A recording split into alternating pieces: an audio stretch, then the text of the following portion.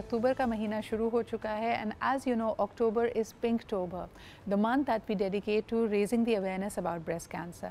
हर खातून, ख़ास तौर पे पाकिस्तानी खातून, अपना ख्याल रखते हुए अपना ख़ुद मुआयना ज़रूर करे। Self examination is extremely important, लेकिन इसके साथ साथ आपके सामने कुछ हैरोइंग फैक्ट्स रखना चाहेंगे। मैंने आपको पहले भी बताया, अक्सर ये बात होती है कि पाकिस्तान में ब्रेस्ट कैंसर की प्रेवलेंस बहुत ज़्यादा है।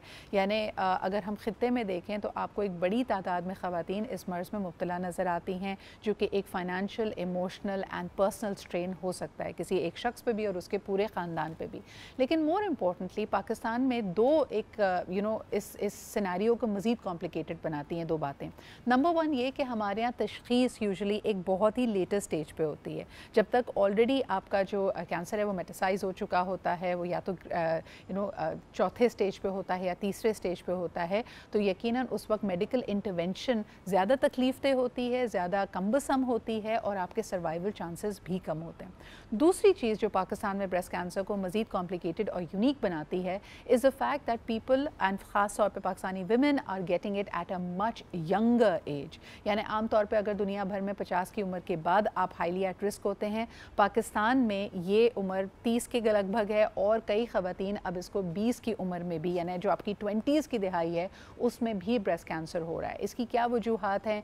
The only way to cure breast cancer is early detection and adequate treatment. इन दो चीज़ों का क्या मतलब है, what does adequate treatment mean, इस पे भी हम बात करेंगे। And throughout the month we will also try and raise the awareness about the fact कि ये जब आप छाती का सरतान सुनते हैं तो यकीनन जहन में आता है कि ये एक ऐसा मर्ज़ है जो सिर्फ ख़वातीन को इफ़ेक्ट करता है, but that is a myth. आदमियों को भी, मर्दों को भी ब्रेस्ट कैंसर हो सकता है। और दूसरा ये कि पाकिस्तान में एक बड़ी तादाद में ट्रांसजेंडर्स में भी ब्रेस्ट कैंसर पाया जाता है। So we are going to talk about all of this. हमारे साथ आज के पैनल में मौजूद हैं doctor Sana Zeeshan. you've seen her on my show earlier on as well. She is the assistant professor at the Aga Khan University Hospital and a specialist in breast surgery.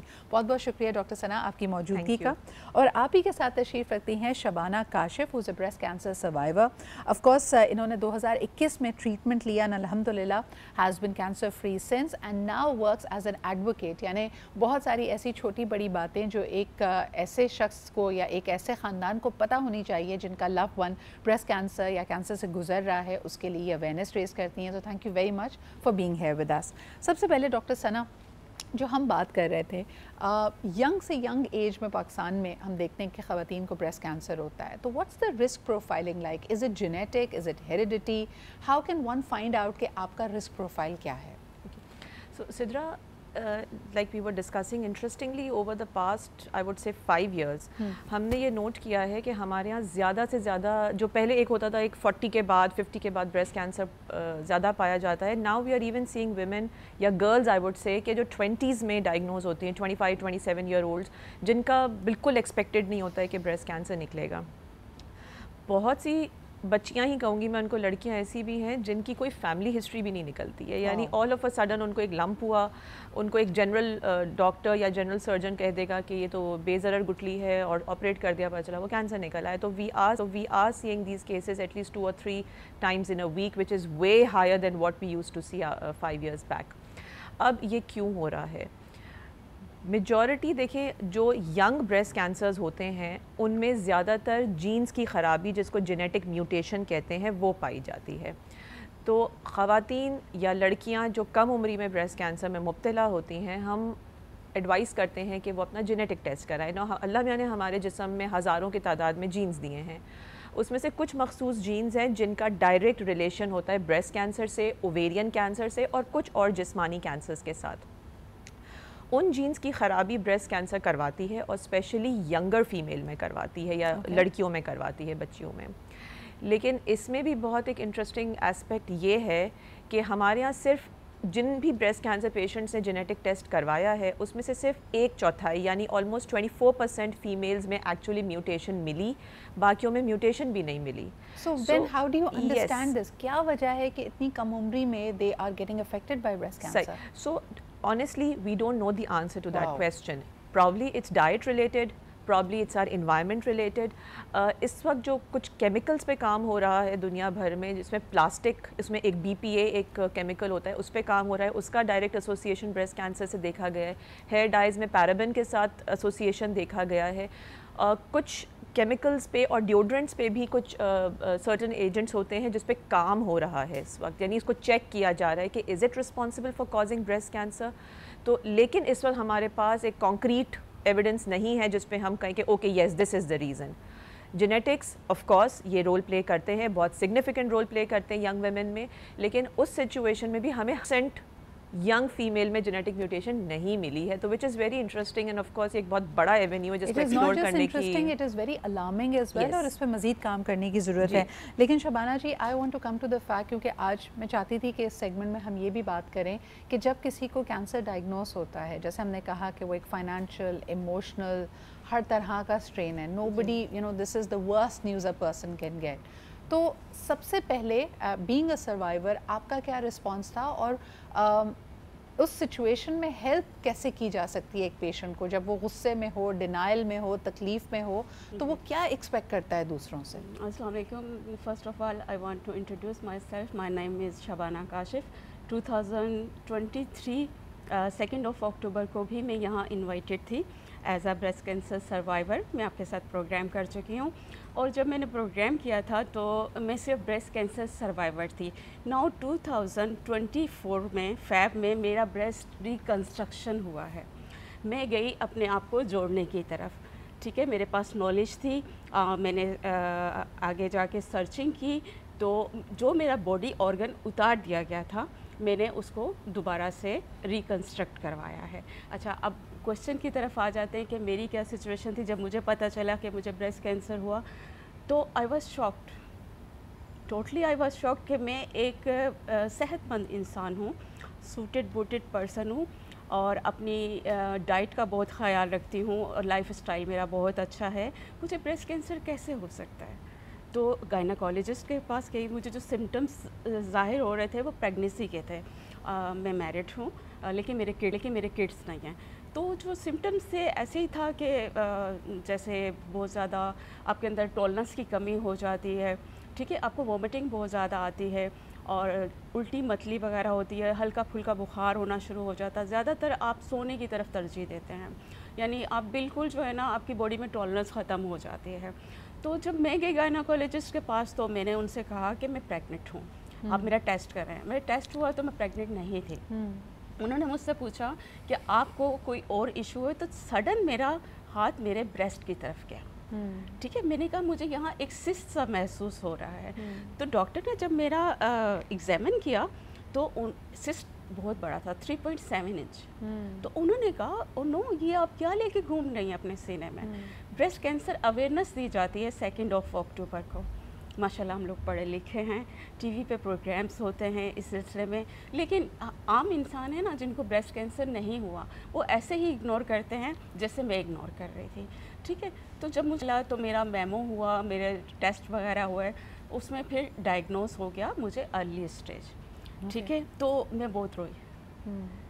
پہلی جو چیز تھی وہ میں بہت روئی تھی، اور مجھے کچھ سمجھ نہیں آ رہا تھا کہ کس سمت کا تعین کروں، کس طرف جاؤں. کوئی مجھے سمجھانے والا نہیں تھا، کوئی مجھے گائیڈ کرنے والا نہیں تھا. لیکن میں اپنی زندگی کے لیے بھاگی، ایک پاؤں پہ بھاگی. ٹھیک، میں گئی، میں نے اپنے ارلی ٹیسٹ کروائے. جب میں اپنی آرگنائزیشن جو کہ ایک ادارہ ہے SIUT جہاں سے میری ٹریٹمنٹ ہوئی ہے، میں وہاں پہ گئی تو وہاں کا ماحول بہت اچھا تھا.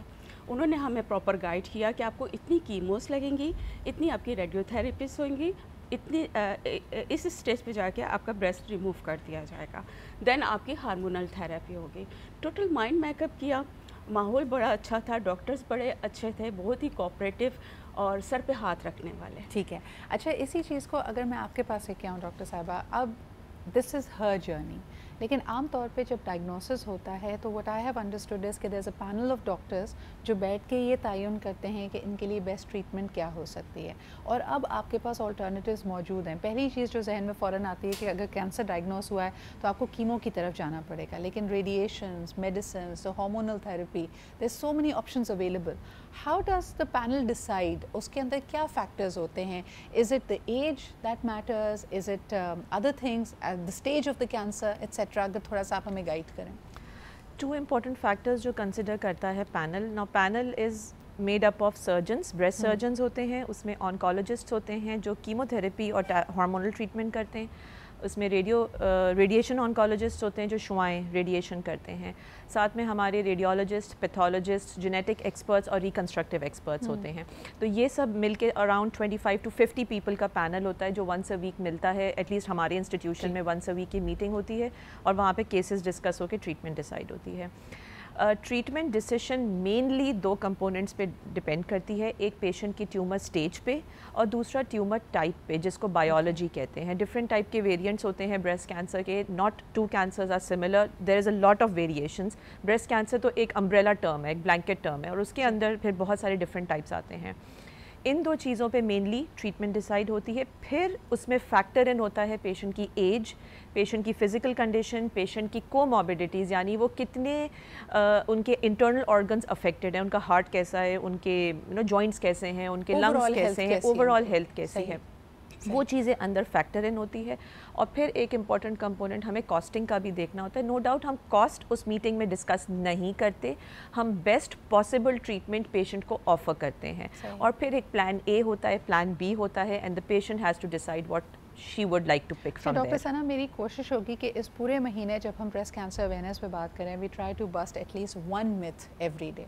So today I wanted to talk to you about کہ اگر ہم motherhood کی بات کریں, does that reduce the risk of a woman of getting breast cancer? یہ ایک بڑا عام طور پہ ایک خدشہ ہے یا ابہام ہے لوگوں کا کہ اگر کوئی خاتون حمل سے گزر چکی ہے, شی از اے مدر, اور خاص طور پہ اگر اس نے نرسنگ کی ہے تو اس کا رسک آف بریسٹ کینسر کم ہوتا ہے. از دیٹ ٹرو اور is that a myth? Well, in all honesty, this is considered true and it's literature proven.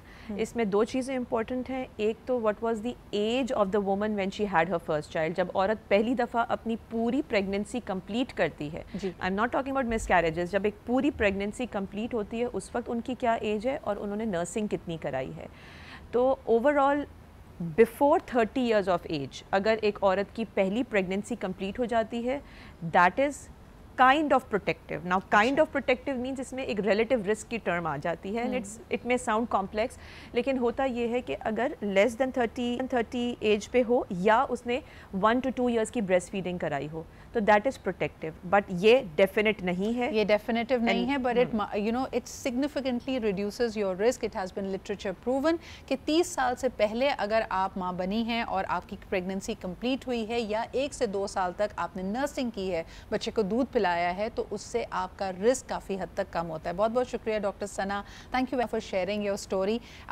salute to you and all the people who are going through this harrowing experience, اور اس کے ساتھ ساتھ وہ اپنی courage, اپنی ہمت, اپنے حوصلے کو کم نہیں پڑنے دیتے. آپ کے آنے کا بہت شکریہ. Throughout the month we will be raising awareness about breast cancer.